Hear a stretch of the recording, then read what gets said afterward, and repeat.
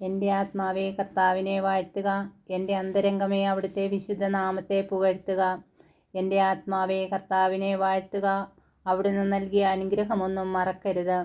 അവിടുന്ന് നിന്റെ അകൃത്യങ്ങൾ ക്ഷമിക്കുന്നു, നിന്റെ രോഗങ്ങൾ സുഖപ്പെടുത്തുന്നു. അവിടുന്ന് നിന്റെ ജീവനെ പാതാളത്തിൽ നിന്ന് രക്ഷിക്കുന്നു. അവിടുന്ന് സ്നേഹവും കരുണയും കൊണ്ട് നിന്നെ കിരീടമണിയിക്കുന്നു.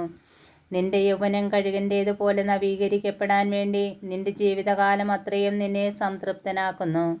കർത്താവ് പീഡിതരായ എല്ലാവർക്കും നീതിയും ന്യായവും പാലിച്ചു കൊടുക്കുന്നു. അവിടുന്ന് തൻ്റെ വഴികൾ മോശയ്ക്കും പ്രവൃത്തികൾ ഇസ്രായേൽ ജനത്തിനും വെളിപ്പെടുത്തി. കർത്താവ് ആർദ്രഹൃദയനും കാരുണ്യവാനുമാണ്, ക്ഷമാശീലനും സ്നേഹനിധിയുമാണ്. അവിടുന്ന് എപ്പോഴും ശാസിക്കുകയില്ല, അവിടുത്തെ കോപം എന്നേക്കും നിലനിൽക്കുകയില്ല. നമ്മുടെ പാപങ്ങൾക്കൊത്ത് അവിടുന്ന് നമ്മെ ശിക്ഷിക്കുന്നില്ല, നമ്മുടെ അകൃത്യങ്ങൾക്കൊത്ത് നമ്മോട് പകരം ചെയ്യുന്നില്ല. ഭൂമിക്ക് മേൽ ഉയർന്നിരിക്കുന്ന ആകാശത്തോളം ഉന്നതമാണ് തൻ്റെ ഭക്തരോട് അവിടുന്ന് കാണിക്കുന്ന കാരുണ്യം. കിഴക്കും പടിഞ്ഞാറും തമ്മിലുള്ളത്ര അകലത്തിൽ നമ്മുടെ പാപങ്ങളെ അവിടുന്ന് നമ്മിൽ നിന്ന് അകറ്റി നിർത്തി. പിതാവിന് മക്കളോടെന്ന പോലെ കർത്താവിന് തൻ്റെ ഭക്തരോട് അലിവ് തോന്നുന്നു.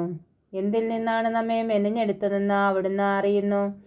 നാം വെറും ധൂളിയാണെന്ന് അവിടുന്ന് ഓർമ്മിക്കുന്നു. മനുഷ്യൻ്റെ ജീവിതം പുല്ലുപോലെയാണ്, വയലിലെ പൂ പോലെ അത് വിരിയുന്നു. എന്നാൽ കാറ്റടിക്കുമ്പോൾ അത് കൊഴിഞ്ഞു പോകുന്നു. അത് നിന്നിരുന്ന ഇടം പോലും അതിനെ ഓർക്കുന്നില്ല. എന്നാൽ കർത്താവിൻ്റെ കാരുണ്യം അവിടുത്തെ ഭക്തന്മാരുടെ മേൽ എന്നേക്കും ഉണ്ടായിരിക്കും. അവിടുത്തെ നീതി തലമുറകളോളം നിലനിൽക്കും. അവിടുത്തെ ഉടമ്പടി പാലിക്കുന്നവരുടെയും അവിടുത്തെ കൽപ്പനകൾ ശ്രദ്ധാപൂർവം അനുസരിക്കുന്നവരുടെയും മേൽ തന്നെ. കർത്താവ് തൻ്റെ സിംഹാസനം സ്വർഗത്തിൽ സ്ഥാപിച്ചിരിക്കുന്നു. എല്ലാവരും അവിടുത്തെ രാജകീയ അധികാരത്തിന് കീഴിലാണ്. കർത്താവിൻ്റെ വചനം ശ്രവിക്കുകയും അവിടുത്തെ ആജ്ഞ അനുസരിക്കുകയും ചെയ്യുന്ന ശക്തരായ ദൂതരെ അവിടുത്തെ വാഴ്ത്തുവിൻ. കർത്താവിൻ്റെ ഹിതം നിറവേറ്റുന്ന ദാസരുടെ വ്യൂഹങ്ങളെ അവിടുത്തെ സ്തുതിക്കുവിൻ. കർത്താവിൻ്റെ അധികാരസീമയിൽപ്പെട്ട സൃഷ്ടികളെ കർത്താവിനെ സ്തുതിക്കുവിൻ. എൻ്റെ ആത്മാവേ കർത്താവിനെ സ്തുതിക്കുക.